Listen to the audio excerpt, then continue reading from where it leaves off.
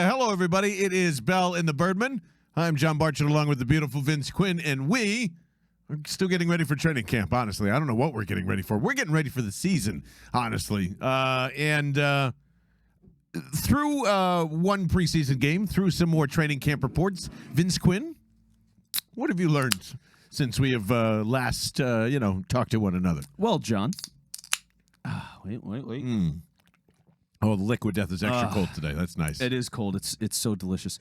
I've learned a couple of things. I mean, one, I really like this roster. Just overall, where it is. You think about the quality of the players and like the confidence level going into this season. Yep. I just feel like they're going to kick a lot of ass this year. That's the overall thing. But do I believe in Marcus Epps? Oh, what happened? What happened? Do I believe in Marcus Epps? I was just saying, like, how's it going? And now we're in. No. Do I believe in Marcus Epps? I don't know. I love this turn. It's vexing me now. Right. Look, I've talked a lot about safety this offseason. I don't know if you've noticed. Okay, I've had a lot of conversations about it. It matters to me. Yeah. It is near and dear to my heart, and it's been this weird ride with Marcus Epps, who's a guy that, look, they've developed him for a couple of years. They've said good things about him. He played third safety last year, but like. Malcolm Jenkins seems to really like him. Okay, but like, do you believe in him? Do you actually look at this guy and think like, he's going to kick ass this year? No, I've been that like. Why are you trying to convince me now? I feel like I'm trying to convince yourself. myself. That's the problem. I'm trying to convince myself because think about this, right? All the stuff that's going on with this team right now in training camp. Okay. Yeah. Here's what happened today as we're recording this on Tuesday. There's injuries, right? So, okay, Anthony Harris he hasn't practiced a lot, and when he has practiced, he hasn't done anything. So he stinks right now, and he's also like in his 30s, so great. Knew that. Yep. He's one of your starting safeties. Kayvon Wallace is a nobody at this point. I don't believe in him at all. And the only guy that really matters is Marcus Epps. Now, who was playing next to Marcus Epps today was Josiah Scott. Shout outs. Who they're just starting to train at safety now. Yeah. He's been a nickel guy, and they're trying to train him at safety. So a guy that, now that Harris is out again, Josiah Scott, who's a nickel corner, backup nickel corner, is now getting starting safety reps right now. And it's like, this isn't good. It's like whatever's happening over there with Taylor. Taylor, you all right over there, buddy? It's not good. Yes. I know what happened. It's fine. But yeah, so when you're looking at a situation like that, it's like, all right, there's a chance that there could be games where Josiah Scott and Marcus Epps are your starting safeties. That could be terrible. I mean, that could be legitimately an awful group right now, which is just, you look at this team, you think it's like, oh, linebacker's actually good. This is amazing. And then you're like, oh, well, the safeties probably suck ass now, and it's just this weird ebb and flow of things. I don't know. Man, Epps scares me. This is crazy. There's like a couple of weeks ago, you were on the optimistic, positive side of like, yeah, Marcus Epps is going to be there. I really believe in this guy. And now you're just going like, oh wait, the safety depth, and even like while we're eating sandwiches today, you're like, hey man, I think this. I think Tart stinks too. Like, it does. All these other depth pieces that Howie Roseman brought on, and you're going like, no. So this is what I've been trying to, I think, convince you. Let me see if I can just nail it in the old coffin here. All right. Text us if you disagree, agree, whatever. 215-509-5833. This is all posturing. This has been posturing. Like, I haven't changed my mind on Marcus Epps being the starting safety going into the season. When you look at all this, and you even eloquently pointed out to me, the Eagles have currently right now amongst the league, right, have spent the most on defense across the league. Is that true? Yeah, they literally, Over the Cap put this out. Eagles spent more money on defense than anybody in the entire league this year. I think the number was $134 million.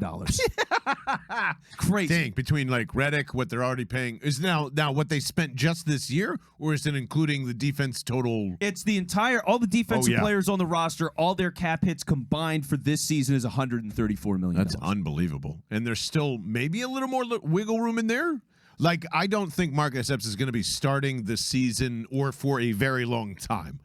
One of the two. Like, Marcus Epps seems to be where you want Josiah Scott to be right now, like as that depth piece that might be behind Anthony Harris or the starter that's not here. Like, if I look at this, and I was preaching for Roquan for like a week, so if I'm still down to do all that stuff, and I think Marcus and whatever's behind this is fine because I don't think safety's that important. We'll get into that later. Yeah, I disagree with that. But obviously, but listen, I don't think Howie's done at safety at all. At all. Like you have got to be crazy to think that they're not like in the discussion with somebody.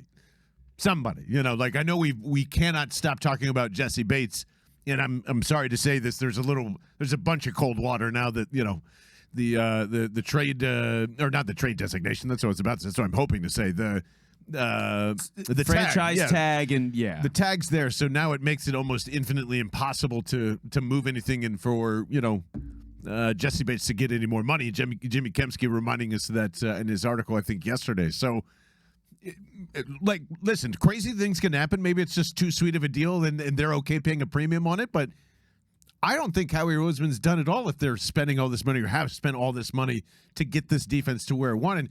To kind of our point on Saturday, like, why wouldn't you want to solidify that with another pass rusher in Roquan or another premier, somewhat primetime safety at all, if that's where they're heading? If you really desperately need a Kyle Hamilton type, Vince Quinn, I'm sure he's working on it right now, because that's where my head's at. Like, they're not just going to leave that alone.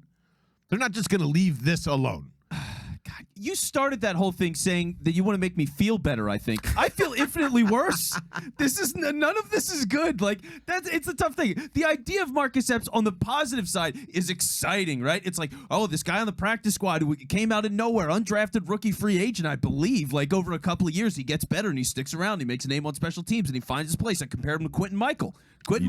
Real, like, not a big time guy. Now you're not even sure if he can play football, but a beloved guy. Well, it's scary. Like, there's a lot riding on him. Definitely. I think that we're not really paying attention to. I mean, I get you can't be perfect everywhere, but both safeties being potentially awful on the downside of this is horrifying. I mean, it really is horrifying. So I don't know what to feel, because think about this, right? The league is starting to trend, and this was one of the biggest things last year. Talking about the Kansas City Chiefs, for example. Yeah. They struggled last year a lot. I mean, especially early, they were bad. Everyone's like, what happened to Mahomes? Like, did he just get, like, space jammed and they took all the power out of his body and there's some alien with, like, awesome hair running around with a great arm? Everybody was playing too deep. And that's where the league started to trend last year. Everybody started moving too deep safeties. They're like, hey, you want to go deep and make all these big plays? Well, fuck you. We're going to sit back. You got to play everything underneath. Mm-hmm. You're going to have long drives. That's how you're going to win football games this year. That's how we're going to play. So as the league's going that way, Eagles pass rush looks badass. But if you don't have the guys truly over the top, if that's how you're going to start running things, and it's like, all right, well, you don't have either safety in a 2-deep league. It's concerning, I would say. Actually, that's concerning. I don't know if maybe it's just you're making me feel better. I think I might have asked the question or tried to set it up to, you know, make you feel better, but you're making me feel great at this point in time. Really? That makes you feel good? Yeah. First and foremost, if that's where the league is trending, and I trust the fine smart noggins over The Athletic who are covering this fine sport to say, like, hey, yeah, you might want to look at this thing. So, I think the Eagles can beat that, and we'll get into that in a second for sure. But I think if it is going to too high, and they're just going to allow their safeties to do the very basics here. I mean, that is pretty basic. If your safety is going, hey, don't let anybody beat you, and you're leaving it again in the hands of Darius Slay, who you love, and James Bradbury, who basically rode this season on whether or not he signs here. Yeah, they're both here now, Vince. I know, and I know James Bradbury got a little banged up today, so hopefully it's nothing major. But like, if you have two great corners, if you've got a fantastic front seven, you've got to make some choices here. And I don't think playing too high is necessarily that bad of an idea with Marcus Epps and a bunch of garbage piles. You know, like even Jaqueski Tart, who may look bad in training camp now or whatever it is, understands the basics of just don't let anything get behind you, and instinctively, he can come up and make a few plays, but you don't want him thinking more than that. I think Marcus Epps is the same player in that. Like, there is no part of this defense where it's signaling safety strength, nor does it cater to it. So, like, I don't know what you're looking for exactly. I don't know. It's just maybe I just can't adjust. Like, safety's become the new linebacker for this team, and it's just very weird to me. Yeah, kind of, sort of. Yeah, exactly. That's exactly a great way to put it. Yeah, it's the new linebacker. So maybe I just have to, like, settle into this idea that safeties are going to suck for a while now, and they're just going to roll the dice, and it is what it is. Like, everybody's Marcus Epps now. maybe, but it's just weird to think about with the history of this team at safety for so long with a lot of guys. Like obviously Jenkins and Malcolm, and I mentioned Quentin Michael. Like they've had a good run of safeties for a while. Nate Allen, John, great safety. Okay, I'll take that back. But worth every penny of Donovan McNabb's contract. I mean, even Rodney McLeod, for everything that he's been, he's pretty good safety. Yeah, he's pretty good. So for suddenly to be like, Marcus said we're just going to say, and he's the best safety on the team by a mile from all accounts. It seems like he's clearly the best one. It's like, I don't know. This is so good. So it's part of it is an adjustment. Part of it is, again, like if he's fine, if he's anything close to the way the training camp is pushing this guy, I can get a little bit excited about that, and I'll relax. But as you're sitting here, it's training camp. I mean, like, I know the front seven looks amazing. I knew it was going to happen. I saw that in the preseason game. It's like, what else? So what else do you look into? And safety is just like glaring.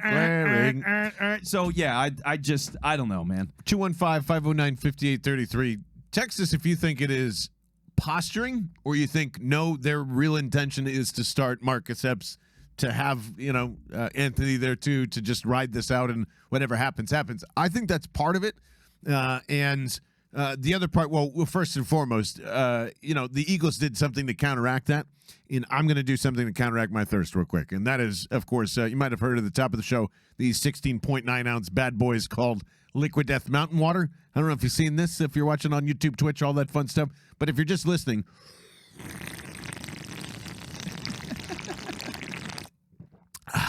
The most satisfying sip in podcasting, in streaming, in all is right there. We can't thank Liquid Death enough. LiquidDeath.com/Bell to get every single case shipped to you for free on every order.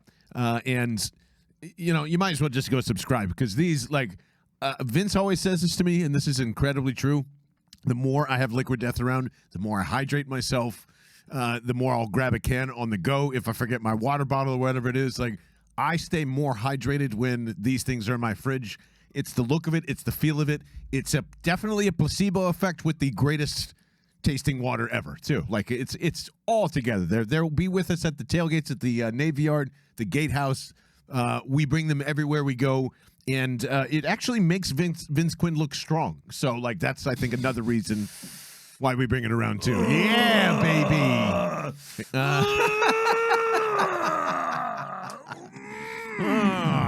LiquidDeath.com/Bell, of course, that helps us out, helps them out, and you make your children smile at the end of the day too. So, but the too high thing, really, I hate to keep. I feel like all offseason I've seen these things don't matter, but really the safeties don't matter as much in this defense. And I think you kind of answered that already, but that's really the case here. It could probably be you and I back there.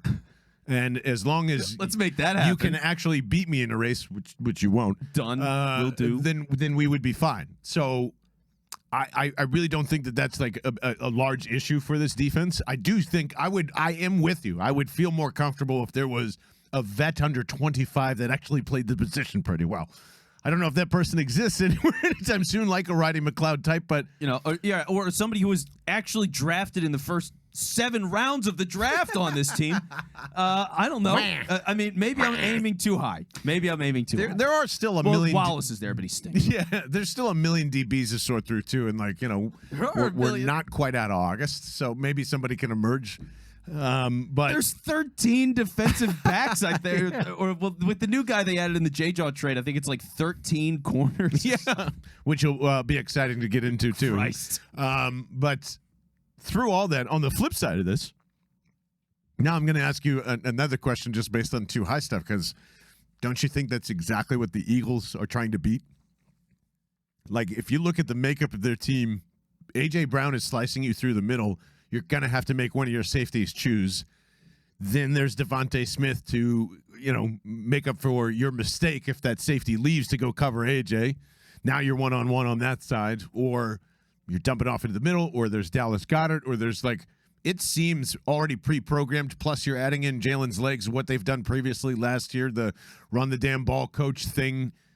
That, all of that seems to beat too high, and I already got to start thinking of retracting maybe some of my statements in terms of air raid, and there are some elements to that, but everything that they've showed us so far between Gardner Minshew and Jalen Hurts in this offense has kind of looked like to beat too high, not necessarily to like be the Chiefs, as you put it. Well, and if part of it is Quez Watkins too, I mean, right? You're getting speed there. Devontae can go down the sideline. A.J. Brown in the middle. Goddard in the middle. They did throw it in the middle. So all that stuff tracks.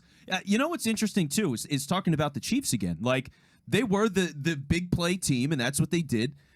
I put this in the Discord. Did you see this the other day with the Chiefs in the offense? What they did with how they opened up their first set, which with was 2 tight ends and a fullback. Yep. So for they them, went straight up by formation. So Andy Reid's like, all right, we lost our vertical guy and attacking the 2 deep, and everybody's defending us that way. So let's just go old school ground and pound, and we're going to beat the shit out of people. And then once in a while, Mahomes is going to make a play. It's a weird, like, if that's the way they're going, that is a radical departure from where they are. Why wouldn't you? And see, this is where all of NFL Twitter and mostly probably Barney Pearlstein gets all horned up, because they're like, this is the part of the NFL that, like, I've been hearing this for years, right? For years.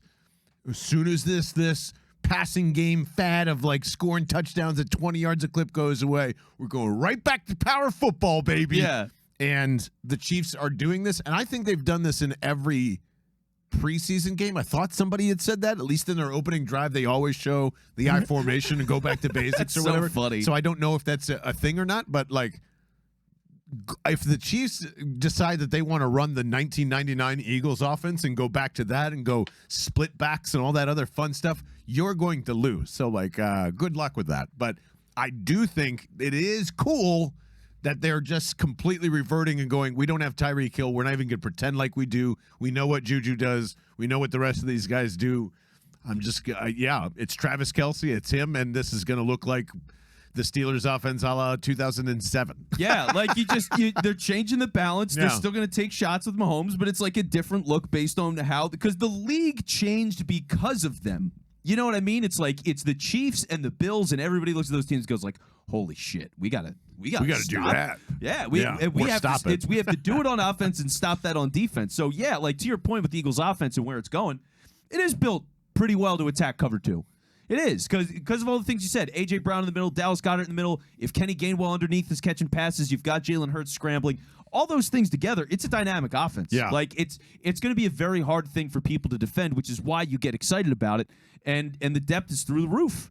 I mean, it's just that they got weapons everywhere. So this team can sustain an injury, and you'll still be able to make things happen. Yeah. Like, the one guy that does worry me the most when it comes to injuries and the effectiveness of all this, though, I'd be worried more about losing Devontae Smith than A.J. Brown. And you're probably going to retract that statement a little bit. I might, but you know, I've been a massive Devontae guy, and I will die on this hill. But thinking about how this all runs, and what I'm saying is, to have that element of Devontae Smith down the sideline making things happen all the time, for him to be that kind of guy, where A.J. Brown, you can get him to work the middle of the field more. Dallas Goedert can give you the middle of the field. I don't know if you're going to be able to replace Devontae as much with the structure of the offense. So yeah, I don't know. Then if you lose AJ, I think you're right back to where you started, essentially. Like all those things that we talked about last week, like Covey's going to have to hit really hard. Rager's going to have to like stay on the team and be something. You know, like it's just kind of oof. Greg Ward's going to make his way back. Blah blah blah. We don't want to hear all that. Horde. Horde, the Ward Horde. Big fan. But I would be curious to kind of see where that ends up, or if there is like a little bit of like, yeah, we don't have a fullback, but I don't think you'll ever see anything like that from Nick Sirianni. No, probably not. The closest you're going to see is Jack Stoll. Yeah. I mean, that's it. They'll line up him in the backfield maybe here and there. You figure if they're going to do two tight ends, he's going to be the other guy that's out there. He's more of a blocker than a pass catcher, but can do it from time to time. Like, he's a consummate tight end too. And there's and we'll get to JJAW lastly here and wrap that up, because I just think that's a really funny encapsulated. I can't believe he's going to Seattle. But you know, we're I forgot where we were going. Oh, right, the with the safeties and all that. I really don't think it's going to matter in the end. All of this stuff, the too high, the whatever. If they go that way, I can't remember the last time a non-Jim Shorts coached defense lost the game. When's the last time a safety made like an unbelievably terrible play that you constantly remember. Oh shit, the miracle at the Meadowlands, or not that the Saints Vikings. That was all safety play with Diggs going in there. Yeah, but like rarely does that happen, and that seemed like it was a really boneheaded play. Like most of them are incredibly boneheaded plays. None of them are. I don't remember a too high safety making a huge mistake other than just being outright burnt either. I mean, my brain is scrambled eggs for that kind of stuff. So yeah, I can't tell you either. I'm trying to think of last year. I can't think of a moment offhand. I'm sure somebody, if you have one, let us know. Yeah, but. If the last like big times that you can remember in the Eagles safety, like losing a game for the mid, I just don't think it's a position where it happens that often. Yeah, and look, like I said, part of it is nitpicking, but part of it is he is a starter, and it's a whole unit. You know, it was like, okay, you've got a good starter, and the depth isn't so good. That's pretty natural. It's just like the whole position kind of sucks, and I think this team can go so far, and you're just like, shit, it's a passing league. Everybody likes to go deep. Is it a problem? Is it not? If he works out, though, I mean, again, through the roof. This could be a top 5 defense. This could be the best defense in football if a guy like Marcus Epps hits. I think it still can be if you don't have a very good safety. I think it's so. Yeah, I can't believe I have more. How did I end up with more optimism about our safeties? I don't know. This when I was so questioning weird. it. Yeah, it's been so weird. I mean, think about this. We've had a long running now argument about momentum and whether or not it exists. I feel like we switched bodies in that argument. Like that feels like I should be like, no, it's just the play calling and it's outside of emotion, and you should be like, it's all heart, man. Like, what are you talking about? And like we just totally body swapped for that argument. That was which is nice. That's I was surprised. I was like, whoa. Yeah, momentum debate's still carrying a lot of weight here in the Discord, by the way. It's a hot topic, man. Unbelievable. Still, no one has brought anything. I don't want to get back into it again. No, but it's been funny. But it's been great. It's why you need to join the Discord. It's also why you need to join us on the road because, maybe we need to go see JJAW in Seattle and just say hi just because of it. We don't know. Next year's going to be, we'll be in Los Angeles, I think, so we'll be in range if he's still there. But listen, I think it's JJAW kind of tells us everything about training camp, and Philly Sports Trips tells us everything about how to travel when we're going with the Eagles. Like, Jesus, I there's more stuff I wish I could tell you, but like just from our home tailgates, we just got some news today. Unbelievable opportunity to just come and hang out with a ton of Birds fans, and may I say, possibly with some live music now. Possibly with all-inclusive drinks and et cetera, et cetera. Those are all available right now. All the first 6 of them all happening. PhillySportsTrips.com/Bell, where every single tailgate, every single trip we're going on this year is right there for you. It helps the podcast out when you do that. And if you're coming to hang out anyway, you might as go book through there because that's how we keep track of who all the Bell listeners are. We like to do special events when we're there. And in fact, in Detroit, when we're leaving for there in, what are we at, 24 days? Good Lord. Yeah, I know. Season starts in 24 days. We're still working it out, but I am bringing Hollis Thomas, Vince Quinn, and Taylor Cradatis to Culliver's because it is a Midwestern treat that I just don't think anybody's – they need to experience it out. It's way better than In-N-Out. It's like, it's the stuff. It's the bee's knees.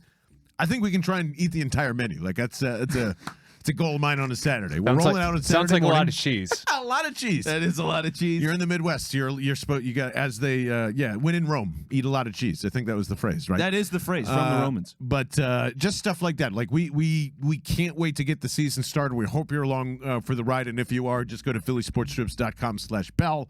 And this is why when we're looking at training camp reports and when Vince Quinn is freaking out about all this safety play and like, oh no, it looks like there might be a QB2 battle. I think you were saying last week with Reed Sinnett and Gardner Minshew. They were hyping it up. That's out the window.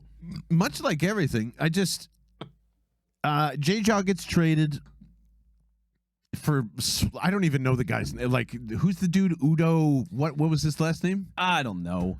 He's gonna get cut. Yeah, it doesn't matter. I'm not gonna be here in fucking 2 weeks, right? Yeah.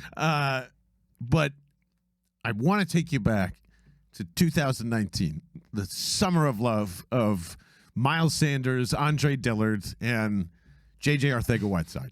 Okay, and this is when I am preaching. No one knows what they're looking at. I brought up a tweet from that exact moment, and I think it was the tail end, like right now in the where we are in training camp. and I looked at Miles Sanders and Andre Dillard, and I saw JJAW, and I saw all their drills and what they're performing with, and a great core of a team. I go, fucking A. This might be Howie Roseman's best 3 picks ever. They all look phenomenal. And there wasn't a beat reporter, Eagles fan, or anyone that disagreed with me in that moment. And look where we are now. Dillard's on his way out. You know what we think of Miles Sanders, and JJAW's gone. So we don't know what we're looking at training camp ever. And I thought you had a great idea of just how to just solidify this each and every year. Yeah, right? So here's what we're going to do. We are going to document officially all of the major storylines once we hit the end of training camp. So just before the start of the season, we're going to get all of it. We're going to write it all down. And then after the season, we'll just revisit it. And we'll see what actually held up and what didn't. Because this did not hold up, man. And just everything about this, like the last 2 years from 19 to 20, just signal why they needed to move into this direction, and thank God that they did. Like I cannot think about if they were still holding on to this, or like JJAW is going to come around. Whew, what a terrible 2 years of drafting. All of this. Any impressions of like I can't believe that JJAW's only touchdown out of 7 starts in 3 years is a fucking fumble from Miles Sanders that he recovers in the end zone for a touchdown, and that should encapsulate both players' careers. Yeah, in one statement. That is poetic, if anything. Any JJAW memories? Like his mom was really cool at training camp. That's what I remember. The Memories. Most.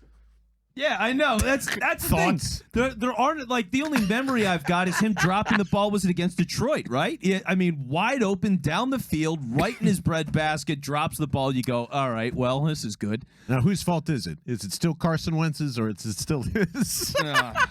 Carson Wentz throws to JJAW. Whose fault is it? That's the question. That's it. You can't say anything. You can't answer it. It's a terrible question. It's all misery. But it is crazy. And you think about, like, how things have changed. Just thinking about the team, right? Because for JJAW, that guy played snaps last year. Like, he was on the field. And then the son of a bitch had to convert to tight end for a couple of weeks. And now he's going back to wide receiver. Well, think about how much that says about the roster, if anything. Like, that is the one positive I can take out of this with the whole JJAW experience, is that guy played last year. He played a lot of reps, and we all hated it. We knew he wasn't any good. They convert him to tight end because they're like, he can't play receiver. Let's just Hakeem Butler this. Yeah, we think he's a tight end anyway. He's a blocker that could, like, maybe possibly catch a ball, I guess. They probably should have done that in year 2, huh? Yeah. Yeah. Oh, they should have admitted defeat with that way earlier and just gone for it, which maybe he'd be something. But, yeah, for what he is now, for a guy that played that many reps, and the fact that they gave up on him this early in camp and said he can't make it, he's not going to be on this team, not even a little bit. This roster, Jack Stoll's going to take up snaps. And he should. I mean, he undeniably should, right? God almighty. Jack Stoll is infinitely better than JJAW. So is Matt Collins, and that's another one that is just like, if you were going to keep a special teamer around, like, good Lord, can you look at look at where it was with Carson Wentz and where it is now with Jalen Hurts and a wide receiving core? This is insane turnaround in 2 years to go from probably one of the worst in the league, and that's what we emphasized when Carson was here, to let's give Jalen all the toys in the world. Well, that's why it's such a good thing to see JJAW get released like this, because it's not like, oh, my God, is he going to make the 53s right on the edge? They were just like, nah, get this guy the fuck out of here. He doesn't have any place on this team. They've gotten so much better. Can't even make it to 85. No. They've gotten so much better. And now it's just a question of, because the next thing is naturally set the sights on Rager and go, all right, are they going to set the bar high enough that they're actually going to cut this guy? No way. And they should. They should. They are not going to cut Jalen Rager. Okay, maybe not. But the team's gotten so much better that it should be a discussion. Like, I would rather, and I think this is pretty obvious coming from me, I would much rather eat $2 million and have Greg Ward on this team than keep Jalen Rager. Yeah, I think everyone would take that. I just don't,